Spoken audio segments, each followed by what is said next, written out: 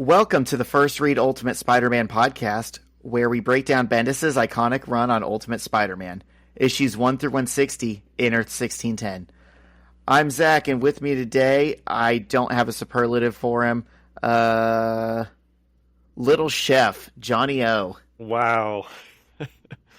Pretty good one. Yeah. How's it going? Had to come up with that real quick. On the fly? Perfect. Perfectly done.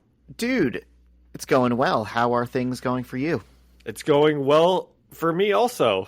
We both have busy weekends. What have you been up to? What have I been up to? Okay. Yesterday, I went out and saw this band called Polka Boy. Have you ever heard of that? They're kind of a staple of Indianapolis bar music. You've never heard of them? Polka Boy? Never. Oh, okay. They perform at the Rathskeller a lot. Yesterday, they were at a different bar. And that's always fun. They play like German polka music, and then today I went out and watched a kickball game this morning. Like an As adult you can see, kickball game? yes, I actually did. I'm in like a purple Pius shirt here because the team I watched was the purple team, but it was not even a St. Pius kickball game.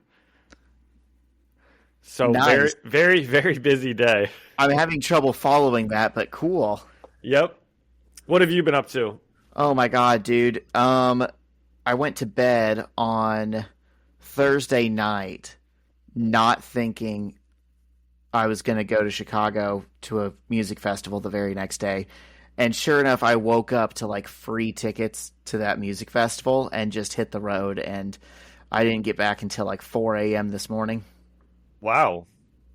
Did you tell me that before we hopped on? Because I don't think I recognized that you just took a surprise trip to Chicago. Yeah, and I said something about it in the fantasy league, but yeah, that was pretty cool. But I am like running on fumes now, and the party isn't stopping anytime soon. We're going to tonight. Alyssa wants to go to some Chinese New Moon festival. Oh, is today the Chinese New Moon? New Year, like something? Something like that. It was 2 days ago, but they're doing the festival tonight because it's a Saturday. A new year or a new moon? New moon. Well, that potentially happens every month. I would think so too. So I don't know what the deal is, but I'm gonna maybe go they and do this check it every out. month. I don't know. Maybe. Okay. And then tomorrow I'm going to the Colts game. Awesome. Against the Bears. Yes. Okay. Actually, I have to work for my ticket. My little cousin's Boy Scout troop is like handing stuff out or taking donations or something. I don't really know what it is. Oh, but I remember like stuff like that back in the day. Yeah, they were looking for like volunteers to help with that. And so I got to be there at like 9 a.m. to get probably a nosebleed seat to the game. We'll just go to the Bud Light Party Zone. That's the best place anyways. It's the little city that they set up on the north side of the stadium, right? Yeah. Yeah. Fun fact, I used to set those tents up. After I left Ultra, I was working at a tent place for a few months where I was like showing up at 2 a.m. to set up the tents in time for the Colts games. And that was one of them? 3 and take them down. It was like an every week thing. I didn't know that about you. I didn't know that that's where your career went. What a tumble you took. It's all right. I got back on track. Well, that's a really exciting Sunday. Are we going to win? What are we? -1.5? Okay. Dude, I don't know. I hope so. It's like it's two very stoppable forces meeting each other, you know? Well, the Colts are 0-2, so historically that's when the season will begin, right? Right. So they could win. It's possible. It's just so funny how bad both teams are. Like, we're really going to see Taven Bryan versus Matt Pryor. What? Who? Matt Pryor is a quarterback. No, Matt Pryor was was a guard for us that now is with Chicago. Okay. He's really bad. And then DeForest Buckner is out, so Taven Bryan is starting for us, and he's Nobody really knows bad. these people. Okay, all right. This is, dude. This is a dud. I'm like, Nobody on I the should have had planet, coffee today. nobody on the planet would look at a matchup between the Colts and the Bears and go, "Wow, this is a matchup between something Pryor and Tevain Buckner or whatever you said." They're famously very bad players, and so I'm just saying we're gonna get like a contest of the worst players the NFL has. Well, I don't know about that. I think At least both for the that Bears and the matchup. Colts are fun teams. I think it will be fun. I'll Yep. say that. Yep. Might be Awesome. sloppy. Well, guess what? We're recording again right in time for the Michigan game. So maybe we'll get some good Michigan updates during this one. Yeah. I was just Yeah. watching the IU game. It's fun that IU is good again. I know. This is like a first. I don't know what that feels like. And that QB's really good. I mean, Oh. he's fun to watch. Yeah. I just saw him run one in today. It was Yeah. like pretty cool. You know, they thought he was going to slide, and he just juked him and went in. What a beast. Yeah. Dude, I think I like forgot how to podcast because I know nothing I'm saying is interesting. Okay, we'll cut that part out because I think you're being interesting. And, you know, I think it's fine. Okay. All So, we got the number, we did sports. That's huge. We covered the number one sports podcast, you know, comic book, whatever. Yep. Are Check there any that one. are there any politics we need to cover I don't before think so. before we get into comics? No big religion updates either. I don't know. The Catholic Church, it doesn't famously update a lot. So no, I don't think so. No politics happened. Didn't someone try to kill Trump again? Should we touch on that? Okay, This dude's getting shot at everywhere he goes. he's not. They didn't get a shot off. They didn't have a line of sight. It's like, I mean, yeah, I understand why it's in the news, but it's like should I know not some. be Oh, okay. seen as another attempt. Well, I certainly don't know about it then. I I'm thought sh- someone tried to shoot him on the golf course. They did, but Secret Service caught them like well before he was anywhere near that hole. Well, I think, okay. People are still trying to shoot him everywhere he Sure, goes. yeah, I think there's a lot of attempts on like presidents' lives that we just don't even hear about because they get thwarted so early on. And I think this is just one that Oh, you're just a hater, dude. Well, you just I admit guess. he's tough. And he's taking these assassination attempts like a champ. yeah. Yeah, okay. Did you see the Drill tweet? Do you know who Drill is? Yeah, I know the Twitter account. Okay. From back in my Twitter days. Drill had a tweet from, I mean, he's like a prophet. I mean, it was 2014 or something, where he said, if I was president and someone tried to shoot me, I would just block it with my ear and then dance around on stage and win an electoral landslide. That's pretty funny. Wow. We'll have to see how that comes to fruition. I wonder Yeah. how this will help or hurt his chances. I don't think it does because I had already forgotten about it, and it was this week. Okay. Yeah, I don't think that it really will either. And I know people listen to us to get their political insights. They like to see which way the wind is blowing. Yeah, what else can we get on? Do you have And any now they've tips got it. on Any what tips? stock tips? Oh, no, but I do have an interesting fact about caffeine. Speaking of this monster that I'm drinking right now, I learned something interesting about caffeine, okay? I'm glad this is buried here towards the end of our intro because if people aren't listening, they're going to miss this, Zach. And caffeine doesn't give you energy. Caffeine blocks the receptors going to your brain that make you drowsy. Right. Okay, well, I guess you already knew that. Yeah. And let me tell you, there's a certain point where they don't even do that either, because I was driving home last night off of 2 cold brews, and I had like double vision, man. I was probably driving like from Chicago all the way to Indy. One time, I had people in town. It was probably last year's fantasy football draft, and they're in from Chicago. And of course, we wanted to play like golf all day and not leave. And then once golf ends, we come back and we all have no moderation in us, so we have to play video games till like 3 in the morning or so. And anyway, the end of this story is I drove my buddies to Chicago and back, and got back at like 5:45 a.m. and had to be at work at 7:30 a.m. Now that is And crazy. that was fun. And that's just Adderall for you, man. Like, That's it's incredible. amazing the things you can accomplish on methamphetamines. Enough uppers, and the human body becomes invincible. Truthfully. Yeah. I used to do that kind of thing in college, but I would be scared to try it nowadays. Yeah, it wasn't very smart, but oh well. Yeah. Exactly. Okay, let's All right. do it. Ultimatum 5. But Take us first- to the ad break. But first, a word from our sponsor, Adderall.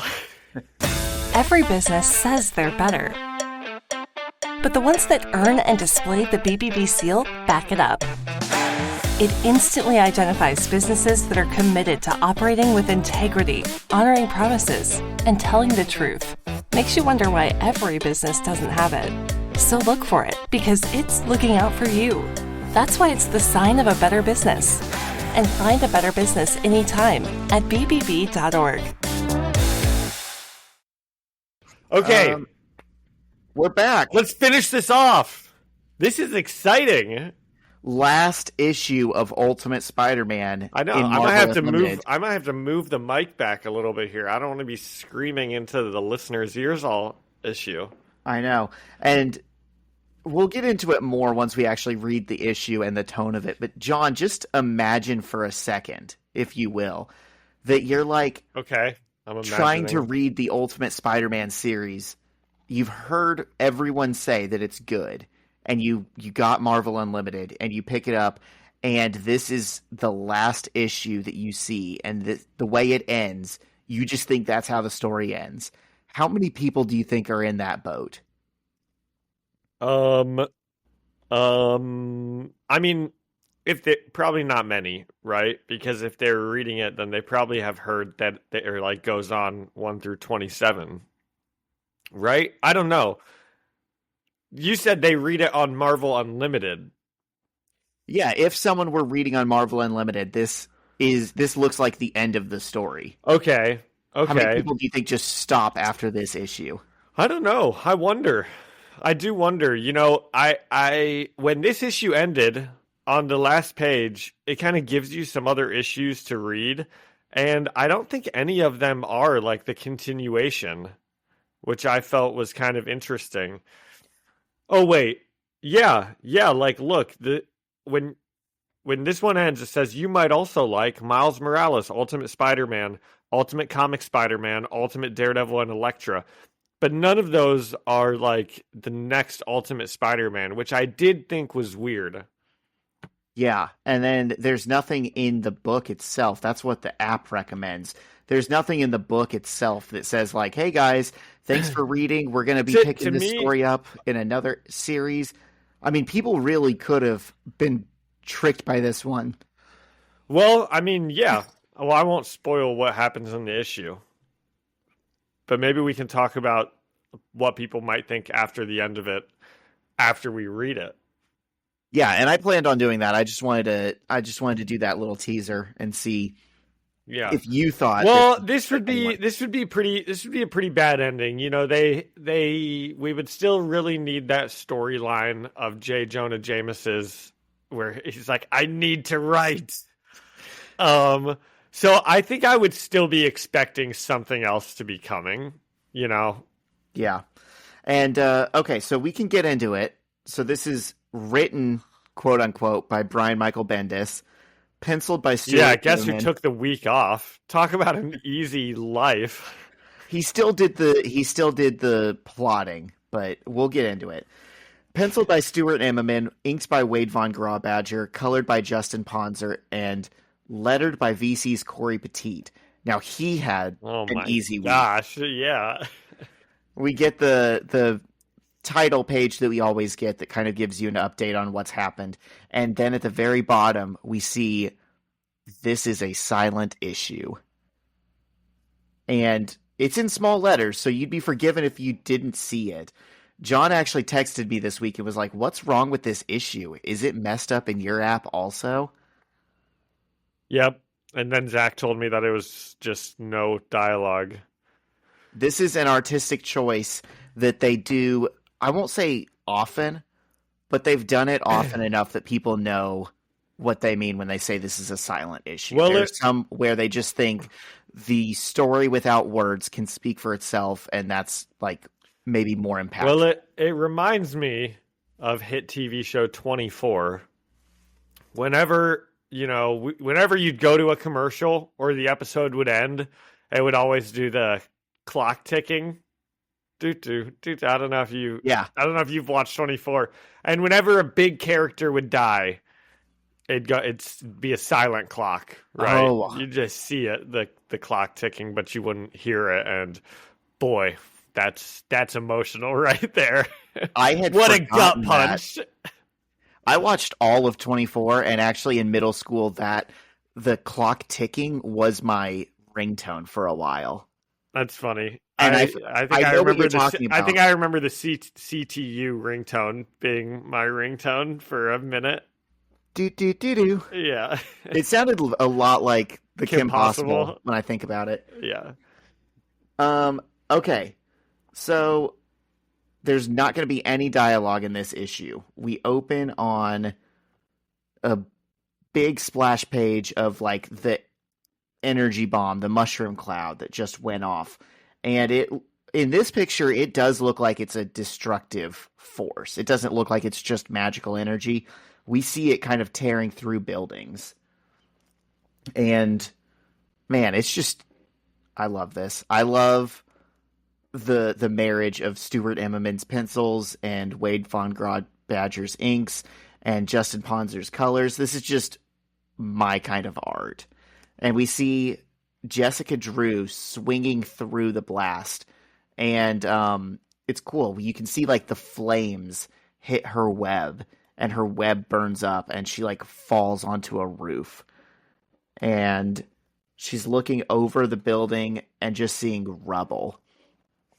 And then the Incredible Hulk busts through the rubble and he's on fire and he's angry and he sees her and he's just in pea-brained Hulk mode. Like he just wants to smash the next person he sees. And so he starts chasing her. And we get some really cool action shots of the Hulk fighting Jessica. And he does that big Sonic clap thing that John liked a couple episodes ago. And that blows her into the side of a building. And he just keeps chasing her and hitting her and throwing her. But she seems like she's kind of taking it well. And at some point, helicopters show up and start shooting at him. And he throws a car through one of the helicopters. This stuff is beautiful to look at, but it's probably my least favorite part of the issue because it's just about the Hulk doing stuff. And yeah, I mean, like this whole issue is like about the Hulk doing stuff. It's just an issue with no dialogue, and the Hulk's in like half of it. Yeah, he is in half of it. I'll give you that. But we're done with that half. He jumps away. Gosh, this issue of Spider-Man, this final issue of Ultimate Spider-Man with no dialogue and the Hulk and all of it is a really good issue. Let that sarcasm be a signifier for how I feel about this, okay? This is going to be a fun conversation. Okay, so the Hulk jumps away, and thank God we're done with that part of it. And Jessica takes off her mask and is like, it looks like maybe she's crying or coughing. I'm not sure. I think either one would be appropriate with all the like dust blowing around and what she just went through. and she sees the smoking. Oh, if only there was a text box that either said cough or where, so we knew what she was doing. No, I think you're right. I think she's coughing. Yeah. And she sees the smoking remains of Doctor Strange's window, which is so funny to me. That thing is like simultaneously so easily broken and the only thing left of this blast. Yeah, that's true. But we can tell exactly what it is. And she sees the helicopters are coming back around, so she puts her mask back on. And she jumps down to the street below and starts walking around, and she's like lifting up rocks, and we can kind of tell she's got her hands clasped against like the sides of her mouth, like she's yelling, and we can just imagine she's calling, for Peter. And all of a sudden we see her turn around and we get like an expressive lines off to the side of her face. Like how does her mask work with all of her hair outside of her mask? It's not so it's think back to the pandemic. You know the masks that people had that were like headbands that you put around your neck and then pulled up over your nose? Okay. Imagine one of those, but it just keeps going up and up and up to the hairline. Okay. I'm just not sure. I love her mask. It has to connect behind somehow. It's all one piece. It's all part of the spandex. I think it she has to connect behind somehow. It has to, or else it would fall down in front. It can't just stay. Oh, right, I see what you're saying, front. because when she removes it, she takes it off over the top of her. I've always imagined it's something that she can just pull down. Yeah, that seems to be a continuity error. Or it's just two separate pieces. It's separate from her suit. I don't know. I think it's like a headband, but a really thick one that covers your whole face. Okay.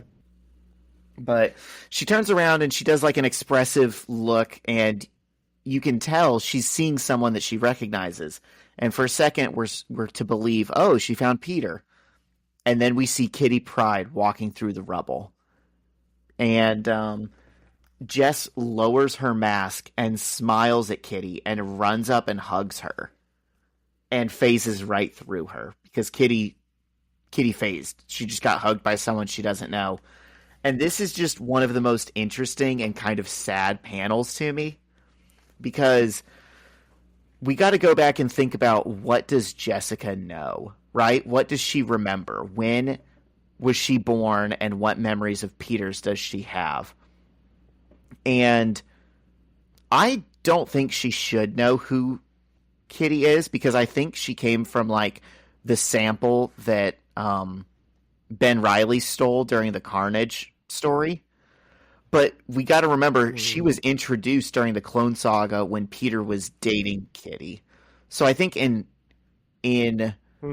Jessica's memory, as we're to believe it in this issue, she remembers Kitty Pryde as being her girlfriend. That's interesting. I never really thought twice about it, but you're right. Depending on when that was taken, when the sample was taken, I don't know. I never even thought about it. The psychology of Jessica Drew is one of the most interesting things about this whole series, if you're willing to like read into it. If you think, well, what is the relationship she remembers with these people versus what they know about her? And this is one of the sadder instances to me, because Kitty obviously doesn't know this person, but she rejected her. She just phased right through her and kept walking and didn't give it another thought. And we can tell Jessica looks kind of sad and embarrassed. And Kitty scowls at her. We don't know what is being said, but she just doesn't have the time of the day for this person she doesn't know. And the two girls see people that are calling for help in a building, and they jump into action. They start doing superhero stuff, and they're working together, and it's great. And Kitty doesn't even seem bothered by the fact that this girl has Peter's powers. She just doesn't. She's got a one-track mind. She's just trying to save people and find Peter. And they keep swinging around and helping people until at some point Jessica shows her the burning remains of Doctor Strange's house and points to it, and you can kind of tell she's saying that's the epicenter. And they start walking around and they're calling Peter's name. And again, we can't see that they're calling Peter's name, but we know that's what's happening. And all of a sudden, like, one additional wave of water hits. And I don't know where this comes from. I don't know if there's supposed to be a reason for it, like something the Fantastic Four were doing or something. But the water comes and it washes up a tattered Spider-Man mask. And they see it and they scream and they start looking around for Peter a little bit more frantically. And then we cut scenes to Kong, MJ, and Gwen getting back to the Parker house that morning. And MJ's mom is there, and Aunt May is hugging them and asking, "Where's Peter?" And we see Kitty walk up crying, holding the tattered Spider-Man mask. And Aunt May starts crying, and Mary Jane's mom starts comforting her, so now Mary Jane's mom apparently knows he's Spider-Man. And Kitty gives the mask to MJ, and everyone's sad, and MJ looks at the mask, and you see her face in the reflection of his eyes, and it just says Finn at the bottom. And that's it. That's the end of Ultimate Spider-Man. Wow. Finn. It means end, John. I know, in another language. What It's is that? art. It's artistic. Is that French or Italian? I don't know. Italian, maybe. Well, just didn't think it was very good. Dude. So I don't know if you want to get all your good thoughts out. I just didn't think it was very good. Yeah, what? This is such a memorable issue to me. And It obviously, is. It's the one with no dialogue in it. yeah, it is. I've read other silent issues that some I like and some I don't like. I think after all the noise of Ultimatum, this is a good ending. This is a good palate cleanser where you've just been hit with this constant barrage of big things happening, and Bendis brings it back down to the most human level. And Yes, kind of by leaves you giving with us a 12 pages of the Hulk doing whatever. the Hulk stuff isn't great. I'm not going to defend that. The Hulk was in Ultimatum way more than he had any right to be. I know. That's probably one of my biggest complaints also, is they tried to do this whole Hulk and Peter thing, and it didn't go anywhere, and it was totally unnecessary. And, I was doing some reading about Peter's parents in this universe, and it seems like when you read biographies of them on, like, Wikipedia or Spider Wikipedia, whatever, it generally says Peter's parents were almost killed by the Hulk, and then they were killed on a plane ride. So that is the general. That is actually what their biography is. I mean, yeah, because someone had to square the circle about these two stories that cannot coexist. But I mean, we saw the ending. We saw. Well, so I'm just saying we didn't get them. Just because Nick Fury thought they were dead 2 seconds after it happened doesn't mean that they were. That is very funny and nefarious of him, though, to imagine them just still there, alive on the ground, and he just takes their baby and walks away. Yeah, he's an idiot. I just don't think that story fits into this continuity at all. No, and shouldn't have been made. It shouldn't have, and it also would have taken the Hulk out of it a lot if we didn't have to get that stupid storyline. Because Because, sorry, but you're right. This is the last Ultimate Spider-Man, and there's no Spider-Man in it. And there's the Hulk. See, okay, the Hulk, that's just an unfortunate side piece to the Ultimatum stuff. But I think the fact that there's no Spider-Man in it was 100% a conscious choice, right? Well, yeah. And it's also the fact that it's not the last issue of Ultimate Spider-Man, but it's being presented as it. So this is like a possible ending. This is a possible off-ramp. If you stopped at this issue, like I said, you could believe that Peter is dead and this was how it ended. And, that's just like the cost of Ultimatum as a story is, we had to kill Peter, and it was so sad, and just like his loved ones don't get the closure that they need, the readers don't get the closure, and sometimes that happens. I mean, that is a way to read this story, and I'm glad that it's not the accurate way, it's not the true way, but I think it was written in there intentionally for anyone who wanted to stop here. Yeah. Okay, well, tell me some of your favorite things about it. I mean, the panel of Jessica seeing Kitty for the first time in her own life and running to her, and just Kitty not even caring or asking what was up or anything like that. I mean, it just goes so badly for Jess, and you can just imagine that that's what she's afraid of, because she has been making a conscious point to stay away from Peter if she can help it, stay away from Aunt May, stay away from Mary Jane. These are the only people she remembers having any relationships with, and she has been avoiding them like the plague up until now. And you got to think that's because she's afraid of rejection. And then she gets it from Kitty, who, like I said, I think the intention here is that she remembers Kitty as her current love interest. And it's just not reciprocated, and that's kind of something that stuck with me in this issue. And then also, the art is just so good. I know I say it all the time. I think of everyone that works on this series, Bagley is like the identity of Ultimate Spider-Man, but Immonen is my favorite artist on Ultimate Spider-Man. And I think another person drawing this same issue with no dialogue would have worked extraordinarily less effectively. Okay. Well, it's got some good moments, when they do their little team up, and they see people on the roof that need help, and then they go and save them. That's kind of nice. And then that one woman hugs Jessica Drew, and that's nice. What this issue really, I think, sets up is that Jessica Drew is going to be the new Ultimate Spider-Man.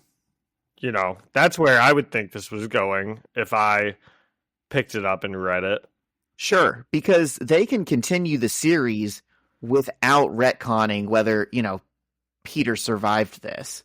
They could just start a new series that's, call it, Ultimate Spider-Woman, and have it follow Jessica. Yeah. That would be so easy to do. I also think it's worth noting that even though they don't know each other, as far as Kitty knows, when they spring into action, they have so much superhero chemistry together, just like Kitty and Peter. Like, from the first time that they worked together, they were kind of on the same plan and playing to each other's strengths, and we kind of see that here too, where they just work well together, even without communicating beforehand. Clearly, this is an issue highlighting probably my two favorite characters, and so I think that also colors my appreciation for it. When I think of good Kitty I don't think moments, it highlights it. You don't? No, there's no dialogue in it. And it's only like emotion. a couple pages. There's emotion, there's a story. There is. There is. You're not wrong. We get some emotion. Okay, I mean, geez, Kitty seems to be one of the most bothered people by the fact that Peter is dead. And of course, we already read a little bit of this, like out of out of order last week when you said she was talking to Logan on the roof of the Parker house and she had his mask. Oh, yeah. That comes after this. Yeah. Okay, so what's our rating? Out of silence. I give it 8 out of 10. Okay. That was it. That was silence. Okay. Is that a good one? Give it a... Is that creative or is that like the That's stupidest thing fine. you've ever heard? That's creative. It's okay. They never get mentioned again after, 5 seconds from now. So, I mean, this stinks, but I just didn't think that it was anything worth anything. There were like some specifically okay moments, but I'm gonna give it I'll be generous and give this a 5 out of 10. Okay. I think also one reason why I am more receptive to it right now is, John, I know this isn't going to mean a lot to you, but I'm getting into Evangelion. That's like my new favorite thing. Yep. And it has multiple endings. And they won't tell you which one is like canonical or if they can all coexist. Like the TV show has one ending, and then there's a movie called End of Evangelion. And then there's remake movies that aren't really remakes, they're just an alternate universe. And then there's a manga, and then there's novels. They all have different endings, right? And to me, this feels like that. This is an ending for Ultimate Spider-Man. This is one way it could have gone, and I think it will be in conversation with the next ending that we get to some degree. Okay. And I'm seeing it as part of the conversation of, if you were to end the Spider-Man story, how do you do it? And this is like a take. Yeah, it's a take. It's a bad one. I would say nothing. Okay. You're so ready to move on. Let's get to the exciting issue of the day. Let's get to the exciting issue, but he didn't say the good issue. You can't deny this might be the most full throttle, balls to the wall, impactful comic you've ever read in your life. This is pretty ultimate. Whether it's good or not, it is undoubtedly ultimate. Yep.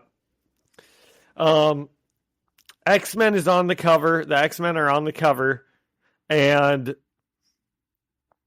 here's something we never talked about. They keep calling this the Doomsday Protocol. But it's kind of silly that there's a villain named Dr. Doom, and the Doomsday Protocol is not something for him. Yeah. I agree. Okay. It's very silly. Good. I mean, this is a Doomsday, but you would think they would save that title for Doom. That's what I'm saying. Yep, exactly. So the issue opens with a full-page drawing of Wolverine with Magneto reflected in his claws. And Wolverine says that in the past, maybe he's been going easy on Magneto. That's why Magneto's never died, because Wolverine's never really been willing to die himself. So today he's like, but I'm not holding back. I'm willing to die today.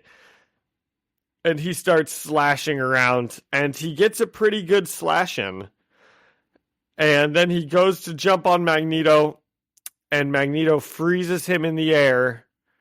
And we're getting some really ultimate dialogue the whole time. I'm seeing him say, if you're God, and then in big letters he says, then God is dead. This would hit so hard with the edgy atheist middle schooler demographic. Well, this is one of the parts that I kind of like of this issue. This part that's about to happen is better than anything from the last issue.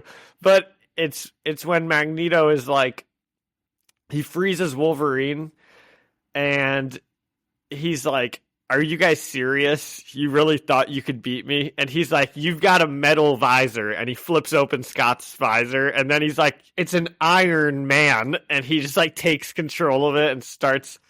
And that's really good. You know, I like that kind of dialogue. He's like, "Are you guys stupid? All of your things are metal. How could you?" And he's not wrong. I know he's not. Yeah. And so he's using Scott to blast Wolverine, who's in midair. He's using Iron Man to kind of blast him as well. And they pretty much completely like obliterate Wolverine. He's like reduced to just his like skeleton. And he turns to all the heroes and he's like, "Congratulations, you guys killed Wolverine." But then Logan's bones say not yet. And I'm gonna leave out some information because I didn't get it the first couple times I read it. Okay. Fine. And we'll come back to it. So Logan, it looks like he's like about to die. He's just like a bone corpse, and he says not yet. And then Magneto is like, then die completely, and he just completely atomizes his adamantium bones.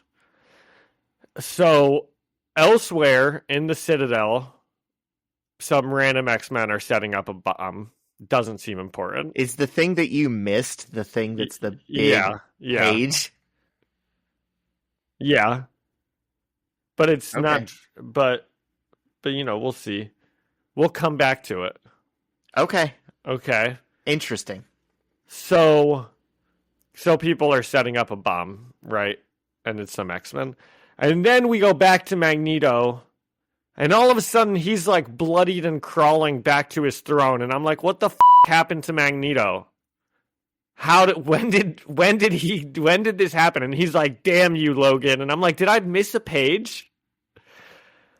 So I flip back and I'm like, okay, let's see what the happened. And I'm like, because you can see Logan's arm like sticking out of Magneto, and I'm like, when did he stab him? And it is on this big page, but I just think it could be drawn more effectively so we could actually like see his arm going up into him, because it's almost like his arm and Magneto's arm are just perfectly like, and his arm is kind of in shadow here. So, I mean, I guess if you do sit there and look at it for a while, you can sort of see the tips of his Wolverine claws coming out the top. But to me, the first 2 times I read this, I thought that was just Logan's bones, like, just being like, I'm not dead yet. And then I didn't even notice that he, like, stabbed him. Yeah. I guess I'm not a very, if it's not in dialogue, I guess I just don't understand it. But I don't know. Obviously, maybe you saw that right away or something. Yeah. Well, so also we got to think about the other hits that Magneto has taken. He got a punch from Angel, which was like nothing. You know, that's like maybe 1 HP damage. And then he got his arm cut off from Valkyrie. That's not nothing. And then we saw Logan get 1 good slash across his chest. And then now his claws are sticking through Magneto with his hand while the rest of him got blown off. So Magneto, I mean, he's right that like they kind of messed up by coming at him with a bunch of metal, but to the hero's credit, they have probably mortally wounded him already. Yeah, and they should, and you know, against Magneto's credit, Wolverine never should have been able to get this close to him. No, just like flick him off like a bug. How can you be the master of magnetism and let the metal guy get within striking distance of you? As soon as Wolverine is like, I've never been willing to die, bub. This is it. Just like pick him up and chuck him out the window, you know? For real. So Magneto, he's crawling back to his throne. He's bloodied. Yeah, he's toast pretty much. And that's when Nicholas Fury shows up, and he's like, "You messed up, Eric." Thank God he's got a metal pistol. I didn't think they had enough firepower. Yep. He's like, you messed up, Eric.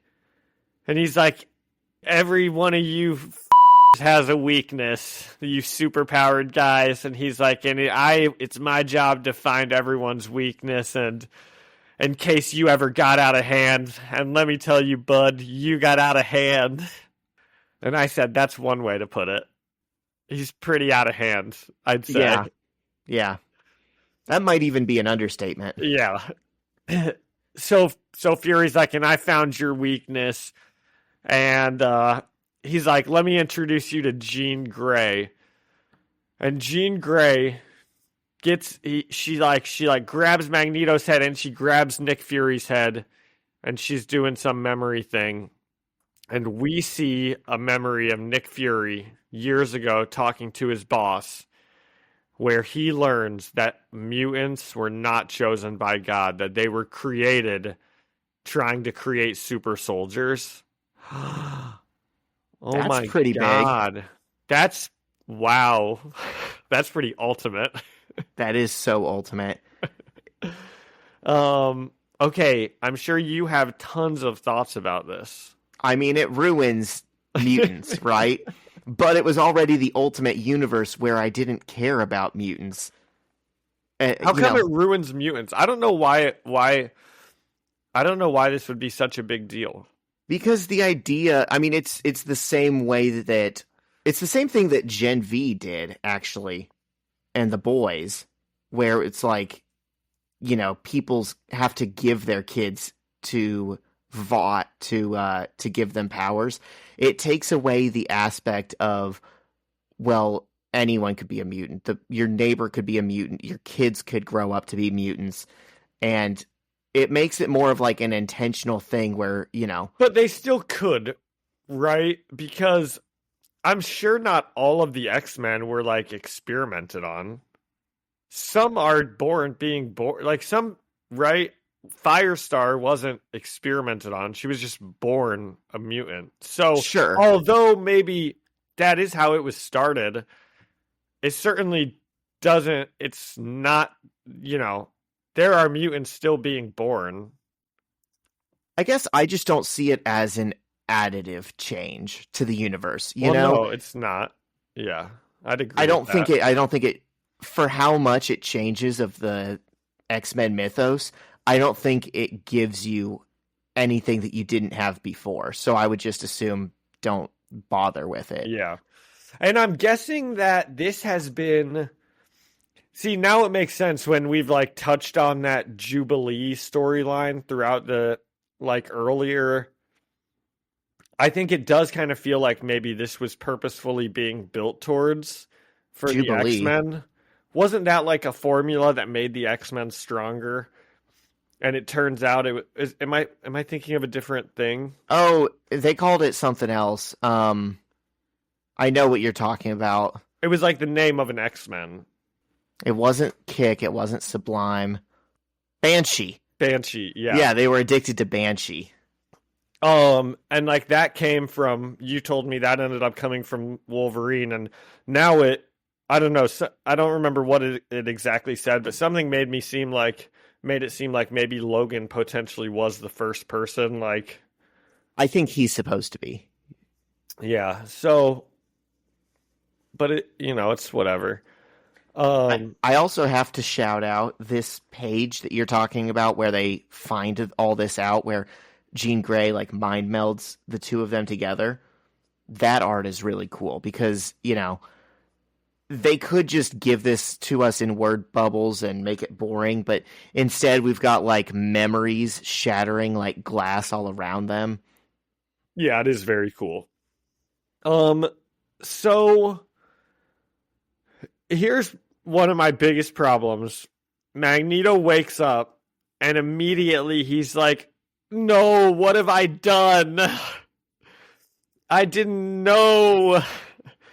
And I just have a hard time believing this would change his mind that much on what he's trying to do. Yep. Yeah, I agree. It's just not... It's not well written. It's just not thought out. He's not a compelling character. It's like they took everything that works about these characters in the main universe, and they just stripped all of that away. And it's just these like empty shells with the same powers and names, but none of it feels real or emotional. Yeah. So Reed Richards is like, Magneto's like, what have I done? And Reed Richards is like, you messed up the magnetic poles. You need to fix it. And he's like, I'm not strong enough. And Reed stretches his neck really long, so he's a little bit closer, and he says, find it. And I just think it's kind of fun. I love how he's always stretching his neck around to wherever he wants to talk. And by love, you mean hate? And by love, I mean I get enjoyment out of it. Oh, okay. I thought you said that it's disgusting. It is. He's a weird little freak. Okay. Which will come up again later on, not from Reed Richards, but from someone else. There's another weird little freak There is here. Another weird little freak in this issue. And so Magneto does try to move the poles back, and he's like, I'm not strong enough. But he says the danger's past. And then then Scott looks at him and he says, let me help you, like Charles helped you all those years ago. And Magneto's like, Charles would have forgiven me. And Scott says, Charles is dead. There's no one left to forgive you. And then he blasts his head clean off. He says, and no one ever will. And it's pretty ultimate. It's so ultimate. He doesn't even blast his head clean off. He blasts his head into crumbs. Yeah. It's very similar to how Doctor Strange is killed by that one dude who can't speak in Multiverse of Madness. Right? Yes. His head looks like a cookie factory exploded. And then the team flies away and the Citadel explodes. And then 8 days later, Scott Summers is speaking in front of the Capitol to a crowd of angry anti-mutant people. And Scott is speaking about a bill that's about to be passed. He says, a vote is being taken by the Senate, which will make it so all mutants must surrender themselves to the United States government, or they will be hunted down and shot on sight. And as he says this, a bullet goes straight through his head, killing him. Just when we thought we were done yeah. with all the danger. Yeah. And then in Latveria, Doctor Doom is holding Namor captive for some reason. Namor kind of seems like he's just been in the wrong place at the wrong time for a lot of these issues. Poor guy. Reed Richards just kidnapped him, and now Doctor Doom is just holding him hostage. And the Thing shows up and is like, hey, Doom, you. And he just squeezes his head clean off. He just pops it like a balloon. What's up with that, man? Well, okay, I so remember... Dr. Doom was like a strong guy. Oh, I mean, not stronger than the Thing. He has magic and science and political power. You're telling me Dr. Doom can't stop the Thing from walking straight up to him, squeezing his head off? I will say this has precedent from, like, the main universe. It was kind of a big deal that one time the Thing crushed Dr. Doom's hands in his, like, little iron manacles. And, so Doom is, like, still kind of scared of that and, like, has pain in his hands. And, you get hand imagery from Dr. Doom sometimes because, he had his hands broken. And originally when I read this issue, I thought that's what happened. It took me a minute to look back at it and say, oh, that was his whole head. Poor guy. He was like one of my favorites. I hate it when my favorite heroes get killed. So then we're in the Alps. We leave Dr. Doom. We go to the Alps. And it turns out Pietro is still alive. And he's the weird little freak that I mentioned earlier. I hate the way he looks. He's too skinny. He's too old looking. It's just wrong. And he says that Magneto is getting soft, and now Pietro's in charge of the Brotherhood. And apparently maybe Scott Summers wasn't shot at. Maybe Pietro just like took the bullet in his hand and like ran it through his head. That's what he says. Yeah, I'm not so sure about that. I think he might be lying. I think it's legit. But so it now, says boom, right, on the page. So that means it must be a sonic boom. well, yeah, if he's running so fast, no one can see him, and he kills a man with a bullet that's in his hand. But we also have a perfect image of the bullet going through Scott's head. And he's not on the page. And he should be there, right? The bullet's in Scott's head. No, it's passed out of it. We see the exit.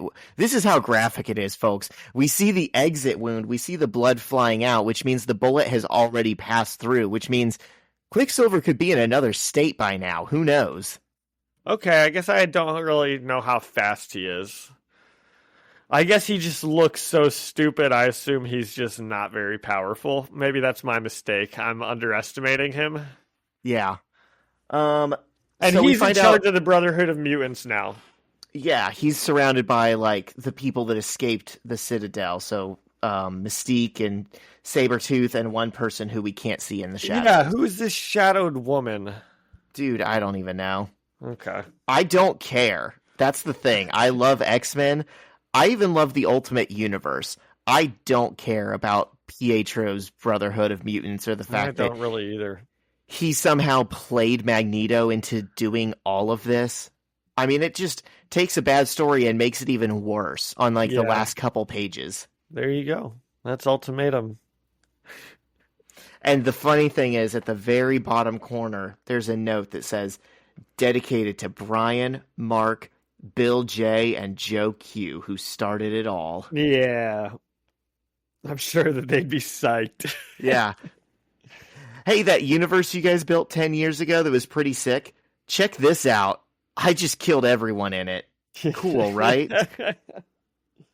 And then we do flip the page, and it says, in memoriam, honoring those who died in Ultimatum. And we have a list of deaths, some of which we never saw.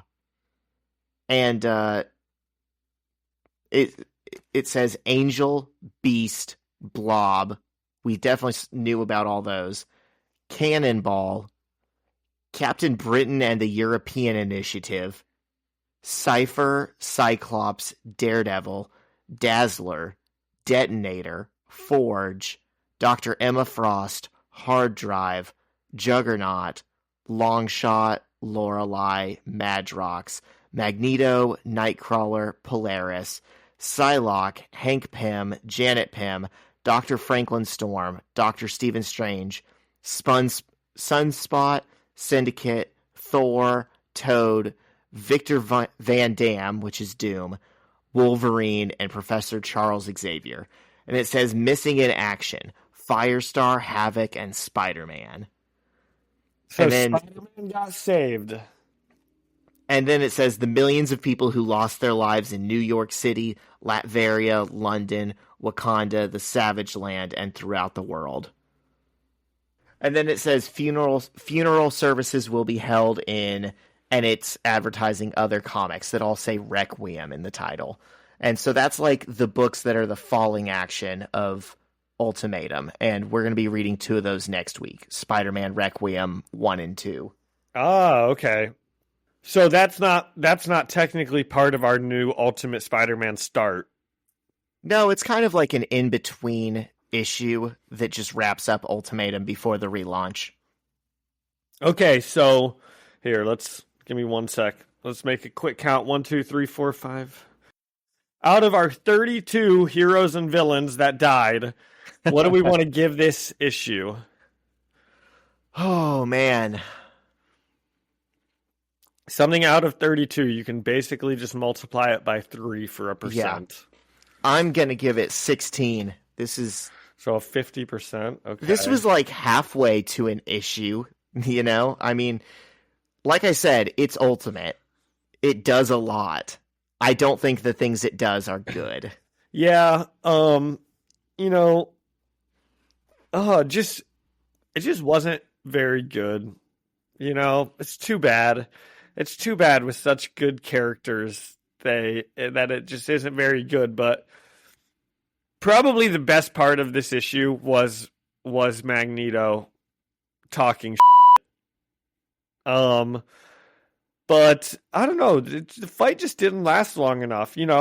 We got 12 pages of the Hulk with no dialogue, and now we get like 1 page of the X-Men fighting Magneto. Why can't we have a longer fight? We've been building up to it for 5 issues. It is absurd that this was a 24-page issue. And it's like, when you think it's over, there's like 4 more scenes at the end. Yeah. But it still doesn't even feel like that much happened in it. You don't think so? I feel like they wrapped up. Think about all the times we said they're not really doing anything. They need to get this story going.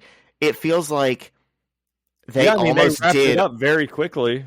They almost did everything you need to know about Ultimatum in the first issue and this issue.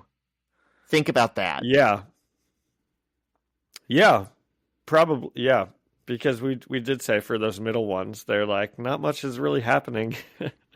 Like, if you don't read them, what are you missing? They get Fury from that other universe, and Janet tastes like chicken, and then Hank Pym blows up, and Charles you would know that from snapped. Ultimatum 1. You would still know that Janet tastes like chicken.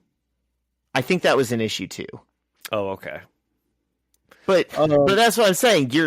You could literally take out 3/5 of this series and just make it better and still get the message of it. Yeah.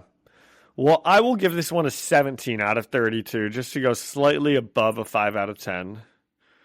Because it is still fun seeing Doctor Doom and Magneto, even though they both suck and they both got murked. Yeah. Cool. Yeah. We're done with it. What a build up.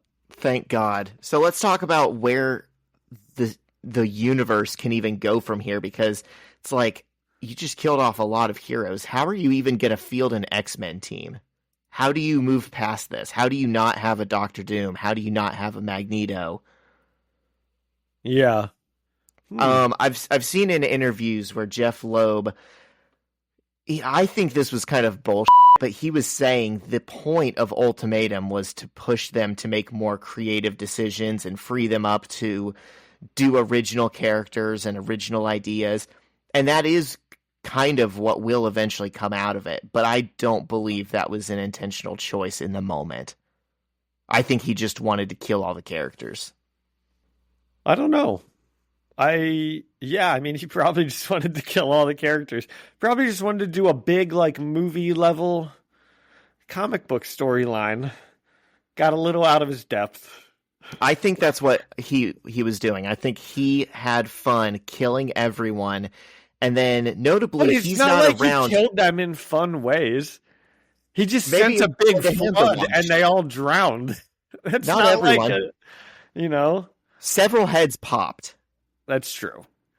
But it's like he's not going to be a creative force in the Ultimate Universe moving forward. So he kind of, left it to other people to clean up his mess. And so when I say Ultimatum is the beginning of the end of the Ultimate Universe, it's that this was where a lot of readers fell off and never came back, and the sales were just never going to be the same again. Even if you got good creators in there doing original stuff, this kind of set it on the path where the universe had to die. What a fumble.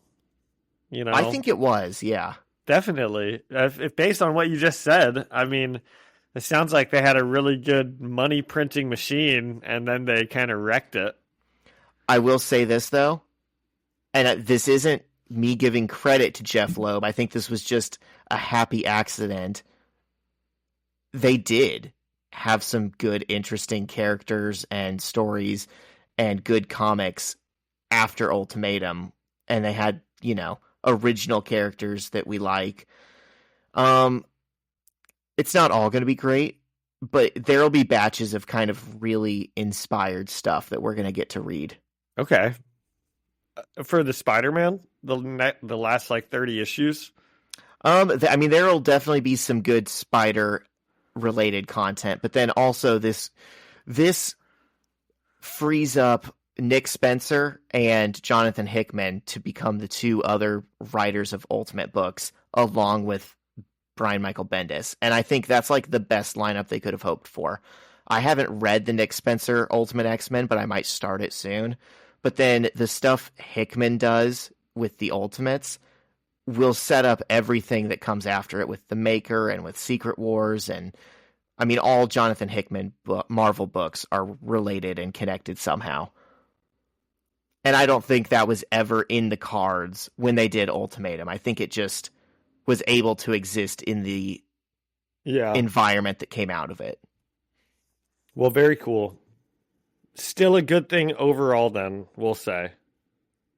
Kind of. I mean, yeah. It created a flash in the pan, but you were never going to have a sustained Ultimate Universe after it. So it's like, which would be better? For Ultimate Spider-Man to have lasted another 10 years and Peter goes off to college and we get those kind of stories? Or who cares? Okay. Instead, put all the heroes together on this planet and make them fight. Let's do it. Yeah. All right. You got anything else? Not Spider-Man related. I Okay. don't know if I have anything else not anything related. I already gave my really interesting fun fact about caffeine that I learned. Yeah. Okay. Do you want to get into some trivia? Yeah, do you have anything any interesting things to talk about? Dude, I mean, I might, but my brain is kind of mush from yesterday. Okay, well, let's do trivia. All right. It's Spider-Man trivia time. Ding. Ding. True or false? Hugh Jackman was supposed to appear as Wolverine in the Sam Raimi films. He did. Oh, in the Sam Raimi films. True. He says it's true. He says there was plans of him coming to New York and just like walking through a shot or something, some kind of cameo, but they couldn't find the Wolverine suit. And I don't know if I believe that. Why would he have to be in the suit? Yeah, that's what canceled that cameo. They couldn't find the costume. Just do what X-Men First Class did and have Hugh Jackman drinking in a bar. Yeah. I had heard before that that was maybe supposed to be a crossover. Yeah. Well, thank God we've got the MCU's Secret Wars coming in a few years that I'm sure will have those two characters interact, and definitely. They don't have any plan for what that scene's going to look like, but they'll shoot it and reshoot it and reshoot it anyways.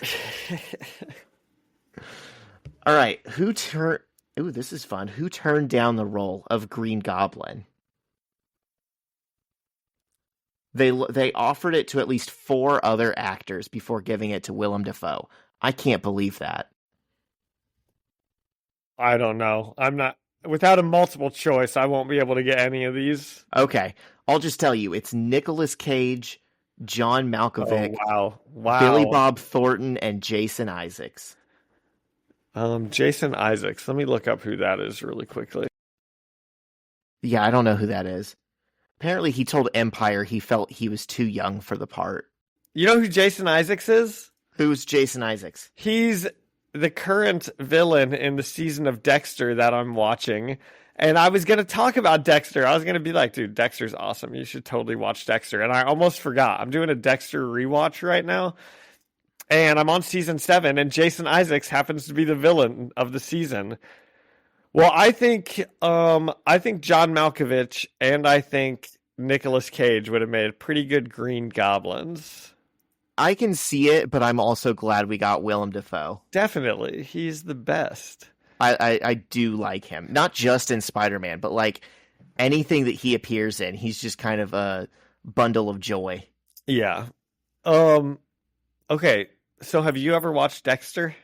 Man, I tried to start it in high school, and I don't know what didn't work for me, because I should have liked it, and I kind of did like it, but I think it was that the episodes were just too long I can see that.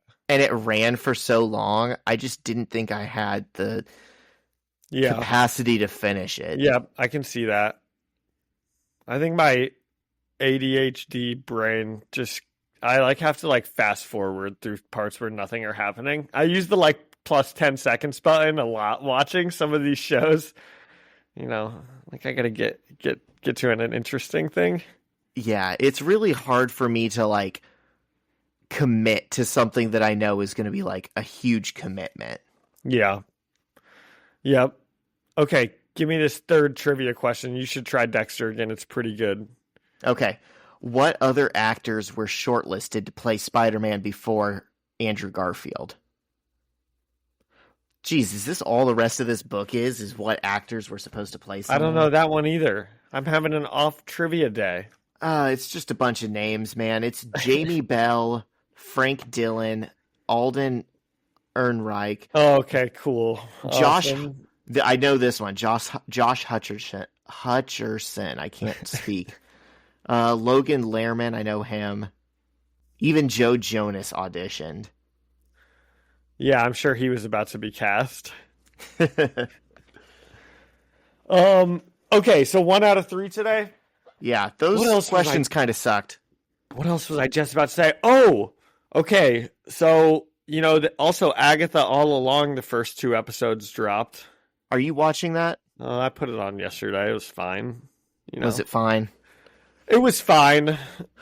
I don't think I'm going to give it a chance. Who cares?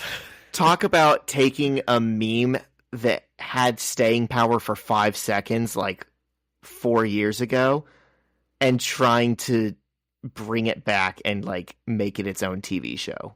I just can't believe the overfilled diapers for brains that some of these executives have, that they think that people actually wanted to see an Agatha Harkness show instead of just thinking, oh, that song was kind of cute and catchy and funny.